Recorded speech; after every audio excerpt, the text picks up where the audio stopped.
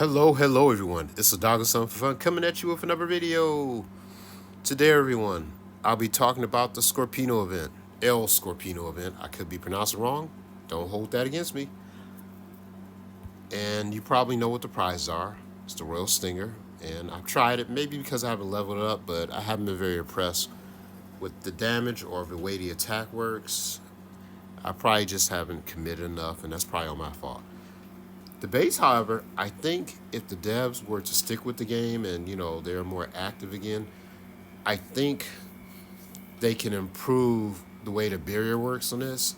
I know it's supposed to give you extra defense, but I don't feel like I see the difference when it's activated. I feel like I run out of damage just as any other base, but it could be just me. I don't know. And of course, you got to use a pilot to get the ability. I think because I just haven't leveled, like I haven't unlocked his final ability, like for his special. Maybe that's it. Who knows? And oh yeah, for his special, let me go to something. I thought it was a bit lazy. His special that shoots out this fire, I don't feel like it's very original. There's someone else. There's another cannon that has a very similar attack, and that's this. This has the same type of attack that shoots out a wall of fire, and I thought that was very unoriginal, and that kind of like turned me off. I'm assuming that this new one supposed to do more damage, but I feel like that kind of attack it doesn't shoot out far enough, in my opinion, and it didn't seem unique enough attack to me because it seems almost exactly the same like this. I don't know if you guys are feeling the same way. Let me know, in the comments if you agree, or maybe I'm just nitpicking. Well, yeah, for the El Scorpino event, you probably realize how you get the keys. You get the keys. I almost forgot because I was like doing battles and I wasn't getting anything. I did get one key randomly playing a battle. I didn't know that, but actually the only way you get keys are opening up chests. And you guys probably already knows that, I guess. So if you're not setting those chests and open them, you're not gonna have any keys to attack this thing. You already know the first one, you're invincible fighting it. The second time, you're not. I think you're invincible. It just does more damage. And then the third one, you just die once if you get hit, whatever. So yeah, the third one's the one you want to worry about. And this final rule, I don't like. I think all the pros will still play.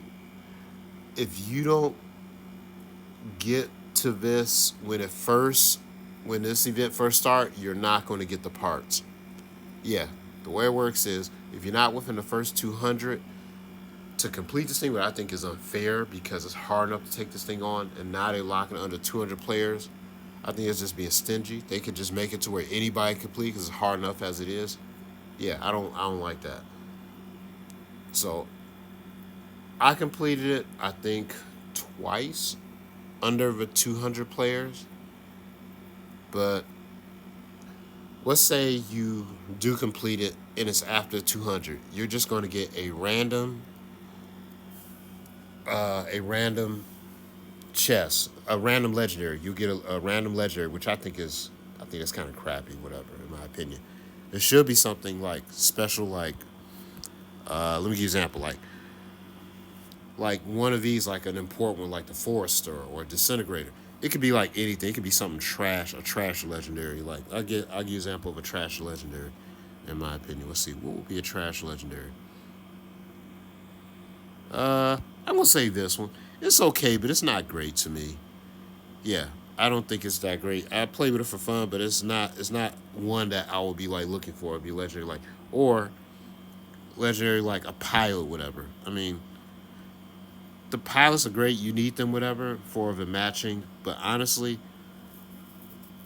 it only increases stats a little bit. But yeah, I don't like the fact it's legendary when you random legendary if you don't get in the first 200. So I'm going to, give you guys a insight that I learned. Usually the first 200, depending on how many people still play this game, which I think is some probably over maybe like 10,000. It's hard to say. There's probably a page to find out how many active players. But I'm going to say somewhere within like maybe under 10,000, maybe a few thousand. I'm not sure. But I believe in the first hour of the event, all 200 players have cleared it by then. So by the second day, I think it will be doubtful that that 200 people haven't, completed already. So if you want to do it just to say you done it, that's great. But honestly, I would say the best time will be when the event first start. I think it will also be cool if there was a schedule to know when these events start. That way we can get heads up because these things kind of pop up random. So I think these come up like every 2 months or something like that. It's kind of all over the place. Yeah. So and it's usually on a weekend, but you never know what weekend. And I think weekends are bad because a lot of us are out and about. But if we knew ahead of time, we could probably schedule around getting this thing. So if you still want help and you ever take a legendary, the fact that you need, here's what you need for how I play it. Other people may have other strategy. You need to save up at least 20 to 30 of these energy shields, and maybe the same amount of maybe 10 or 20 of the I call them ultimates, whatever they call them, double charges, but the double ultimates. So you don't have to wait for it to build up. That way you are getting ultimates as frequently as possible. If you have like 20 to 30 of those two, and for me, I use Mjolnir because I'm going to be tacking right inside of it, which is risky, but it's the most effective in my opinion. Whereas Mjolnir, yeah, is the shortest mid range. And the trick I showed, I have a video under strategies how to complete it. When I use the barriers, I believe the barriers last 4 to 5 seconds, but I'll count the 4 seconds, be on the safe side. I go in, I attack a lot, and I start counting to myself 4 seconds, and then I go out, and then wait for the cooldown and start up again. And that's pretty much it. But you have to be mindful of those seconds, whatever, if you want to guarantee it. And you do need a lot of shields. I say at least 20 to 30 to make sure you can clear it. So my best advice, since it's a day after and it takes a long time to save up, unless y'all want to come out of pocket and buy a whole bunch of those, whatever, I will wait till the first day of event when it first starts. I think it's around like, where I am, 8 p.m. Eastern Standard. I don't know what it is where you guys are, but that's my best advice for doing it. But I saved up quite a few of these already, so I have enough. I can do it with somebody, if you want to. But honestly, if you really want to guarantee, if you just really want to get that special mythic cannon and base and pilot, I will wait till the first hour of the event. That's what I know. So take that bit of advice with a grain of salt. And as a bonus, I'm going to show you my strategy using a disintegrator and a forester. I don't use this very often. I use it usually for the little daily, the daily quests. I used it when it first came out. It's okay. I like it special where it sends out the little bird or bug things, whatever. Something to know. I've already did a showcase of this. You have to unlock the invincible fireflies. If you don't unlock this, the fireflies can be taken out. So it's awesome because they're unblockable and you can send them out and they cannot escape them. They will get somebody. So I'm going to show how I use it. And I hope this little bit of, suggestion of strategy, how I play, will help you in case you're thinking about trying to get the disintegrator. And again, it's locked behind a paywall. So unless you want to wait to get it randomly, you're going to have to pay the $15 to get the battle pass thing, whatever, to unlock it. I think honestly the Forcer is worth it. I will hold off on investing towards the disintegrator, but that's just my opinion. And I'm only one player. There are tons of other players who might have better advice, but that's just how I play. Yeah, yeah. See, it's it's probably the most OP special in my opinion. The poison attack is mid. It's not the greatest, but I like his range. It goes much further than the fire, in my opinion. But it's fun to use. It's definitely mid range. So on open boards, if somebody got the railgun or sniper, you might get taken out. Yeah, this is probably not the best board to be using disintegrator because you're gonna be exposed because your range isn't all that great. But this team is not too difficult. They're using, I think that's a tiny tower he's using. Yeah, and a bit of advice: if you're using a mid-range cannon, I highly suggest fighting from the side because so you can find cover if there is any cover. A lot of times there's not gonna be cover, so see how exposed I am. Yeah, you're kind of exposed because you don't have a long range. So I usually try to stay behind these little wall pillars, so I don't take too much direct damage. Yeah, and I try to save my specials for very specific situations. I don't want to just waste it on just any time. Usually, when I use this, depending on the team I'm taking on, I generally save it for like whoever is the most effective or toughest player on that team of three, and I mainly use it on them. Even though these things go out random, I'll try to use it closest to them to kind of soften up the team.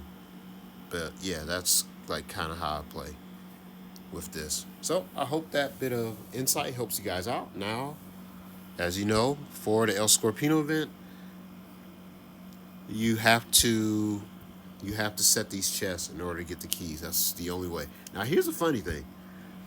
Since I forgot, I haven't, I play more off and on. I was playing a regular match, and randomly, I got a key, whatever, for some reason, by just a match. I don't know if that was a glitch, but yeah, somehow I end up getting a key, one key, from playing just an individual match with 5 set in a chest. So I don't know what to make of that. Maybe if that happened to you guys, let me know in the comments. So again, I am thinking of getting on around somewhere between 12 a.m. and 2 a.m. tonight, Eastern Standard Time. I'm in Michigan, so let me know in the comments if you want to play along with me. If you want to know my clan, sending friend requests is kind of funny in this game. Either you can look up my clan and oh nope, sorry. Yeah, I was thinking that it'd be nice they made it where you can look up somebody's clan and then send a friend request from there, but the only way you can send a friend request to me is to run into me through an individual matchup, or you have to find my clan, which is Tanks for the Love. See that? See that play on words? I know it's corny. And look for my name, which is M'Baku. And if you're probably wondering that reference, if you've seen Black Panther, you know who I'm talking about. You know the guy who barks? Yeah. So look for that name. That's me. Uh, Once you join my clan, you'll be able to send a friend request. I'll check, I'll confirm it, and then we can go from there. And don't feel bad if you just want to send a friend request but don't want to stay in my clan. Feel free to join and leave at your convenience. As I mentioned, my clan is a ghost clan. There's only a few players that are actually active. If you look, like the amount of days, everybody's like 99 plus days going. There are a few players who played within the past month. But for the most part, this is a ghost clan. So this is kind of like a base operation for anybody who just wants to join me, whatever. I thought about joining a more powerful clan, but I don't play as frequent because of my life, my personal life and stuff. But I play players by request now, so in the comments. Sorry if I haven't got to some of you guys who want to, join me. It's hard coordinating, but I plan on getting better. I am also working on a more improved video on how to schedule, uh, games where all of us can play. I'm thinking about maybe streaming on Twitch. Still working on that. Uh, Maybe if I know if like at least 5 to 10 of you guys want to join me, if you think that's something you want me to consider, I'm open to suggestions that'll make it easier for everybody to kind of join me, and I can probably play with you guys, whatever, more interactively. I don't know if you can stream on YouTube. I mean, I've been on YouTube a while, but there's still a lot about YouTube I don't know. I think there's the option of doing live, whatever. So, some of you guys probably been doing YouTube longer than me, whatever. But any suggestions you guys have, I am all ears. But I'm looking forward to playing with you guys. I appreciate those who have decided to join me, like Floop, uh, Sakura, and player 152888. There have been a few of you guys, whatever. So that is all. I hope this little strategy, this little update to the game has helped you guys. Until next time, you guys, peace out.